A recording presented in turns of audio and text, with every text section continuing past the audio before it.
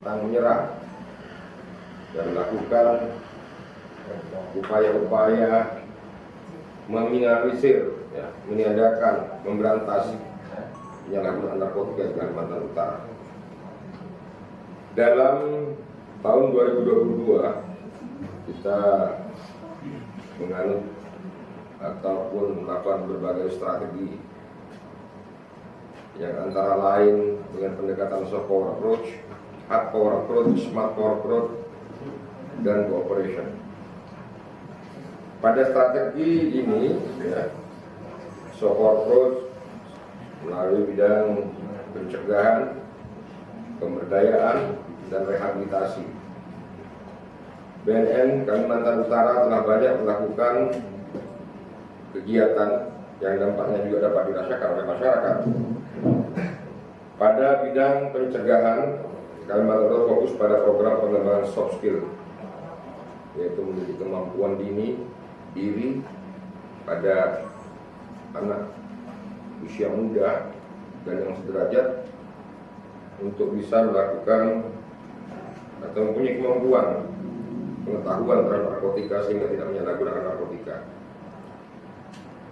BNN Kalimantan Utara juga telah membentuk program yaitu teman sebaya anti narkotik yang dilakukan secara P2P, person to person, di kafe-kafe, di tempat-tempat hiburan, di tempat nongkrong, di 2 kabupaten kota yaitu Tarakan dan Nunukan. Ini juga sudah menelurkan kurang lebih agen-agennya 20 orang. Jadi diberdayakan oleh BNN untuk melakukan pencegahan. Kemudian dilakukan pencegahan juga melalui berbagai inovasi terobosan kreatif, diantara melakukan branding pada media. Biasa kita lakukan pencegahan baik di tempat transportasi umum, transportasi laut, yang mana sekitar bulan April saya mencetuskan satu program angkutan laut atau moda air bersih dari narkotik. Karena kita ketahui pergerakan narkotika di sini hampir 90% melalui air. Untuk ini kita mencoba memberdayakan para stakeholder, para pengguna kendaraan air, pemilik kendaraan air, dan seluruh komunitas yang berkaitan dengan kendaraan air untuk bersinergi bersama-sama melakukan pembersihan terhadap narkotika. Dari tahun 2021 kurang lebih 36 kilo, jadi sebanyak terjadi peningkatan kurang lebih 36%, termasuk juga jenis ekstasi. Dan secara menyeluruh bersama Polda, maraknya jaringan Polda sendiri ada 138 kg, ya digabungkan kurang lebih 180 kilo narkotika yang beredar di Kaltara sendiri. Jadi, belum Kaltara sebagai lintasan, baru Kaltara sebagai tujuan. Kemudian pada program Smart Power Approach, Kalimantan Utara manfaat teknologi informasi dalam program seperti pengumuman eMindik. Kita sekarang melakukan, nggak ada lagi penyidikan konvensional, nomor register dan semuanya begitu keluar laporan sudah muncul di Jakarta, Pak. Jadi nggak bisa main-main terhadap narkotika. Jadi nggak seperti zaman-zaman sebelumnya, zaman dahulu mungkin kan. Kita masih begitu sudah laporan sudah nggak bisa diapain di sini gitu. Kira-kira seperti itu. Karena semua kegiatan sudah tersistem dalam elektronik ini. Juga membuka pengaduan masyarakat yang melalui hotline dan Kalimantan Utara.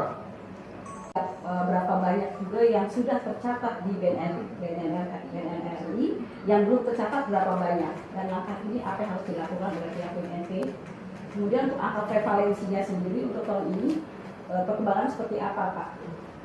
Angka prevalensi belum keluar, ya, mungkin di bulan April nanti akan keluar prevalensi. Tapi yang jelas sepanjang tahun 2021 kemarin jadi acuan kita kan. Acuan kita naik 0,85 kalau nggak salah ya, 0,15 sorry, ya dari 180 ke 195 kan. Peringkat keberapa nasional, Pak ya? Kaltara memasuki di angka keberapa Pak untuk tingkat nasional untuk prevalensinya kemarin? ke-6 kalau nggak salah. Ke-6 ya Pak ya? Iya, ke-6. Kita masuk di yang ke-6 preferensinya. Terus pertanyaan pertama tadi apa? Menarik. Ini untuk Oh iya, iya. yang sudah ada. Saya malu sebenarnya menjelaskan. Malunya begini ya. Kita sudah menemukan beberapa jenis-jenis baru yang saya jujur saja karena juga barangnya sedikit dengan waktu itu dan alat kita tidak memadai untuk mengecek, ya kan, seperti itu. Ya, tapi insya Allah itu barang Arab lah kira-kira, ya kan. Ada 2 jenis indikasi barang baru yang pernah saya sampaikan dalam press release kemarin, ya kan. Barang tersebut ditemukan, jadi parameter kita agak sesuai, ya, karena mungkin alat itu terlalu hanya fokus sama metamfetamin, ya kan. Sementara jenis kandungan baru tidak terdapat. Kemudian barangnya pun terlalu sedikit yang didapat gitu kan. Sehingga untuk mengarah ke lab yang berikutnya tidak sangat memadai, tapi saya mengindikasikan ada 2 jenis yang berada di Kaltara ya. Boleh tahu namanya Pak, apakah sudah tercatat di BNN jenis 2 itu?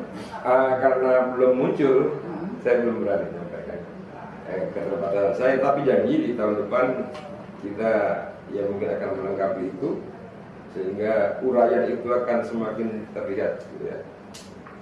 Mohon maaf ini, ya, mohon maaf memang nggak boleh saya berani menyerah seperti ini kan, tapi memang kandungan yang didapat terlalu sedikit waktu itu. Untuk mengarahkan yang lebih banyak udah keburu kering jadi nggak bisa diurai lagi. Boleh tahu Pak kabupaten kota mana Pak? Tarakan. Tarakan ya Pak? Ya. Terima kasih banyak. Temuan jaringan ya Pak ya, jaringan narkotika ya Pak. Untuk sampai ke bandarnya itu Pak, upaya-upaya apa dari BNP ini Pak? Sudah untuk menemukan bandarnya sendiri seperti apa Pak? Tentu jaringan sudah lengkap dengan bandar. Kalau jaringan terungkap itu ada kategori apa ya? Saya kalau membuka suatu penyelidikan mungkin tidak boleh, tapi akan saya buka sedikit saja masalah. Sebenarnya struktur dalam jaringan juga besar Pak. Bukan cuma transportirnya saja, bukan cuma kurirnya saja, bukan cuma pengedarnya saja. Di situ ada pemodalnya, ada pembuatnya, ada pemasoknya, ada marketingnya juga, ya kan. Terus ada juga pencucian uangnya, kira-kira seperti itu. Mungkin kalau saya urut itu ada 2 struktur, ya, tentang panjangnya suatu jaringan.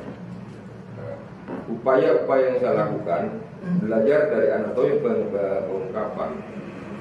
Tentu kita memetakan komunikasi, memetakan follow the money, aliran keuangan, memetakan kemudian pergerakan orang, dan memetakan juga pergerakan barang bukti. Inilah upaya-upaya yang kami lakukan. Jadi memang juga sedikit berat, ya, mungkin ada undercover chef, ya. Ada juga undercover buy yang dilakukan personil, sehingga mungkin ada di dalamnya juga, ya, tapi tidak kotor, ya kan? Kira-kira seperti itu.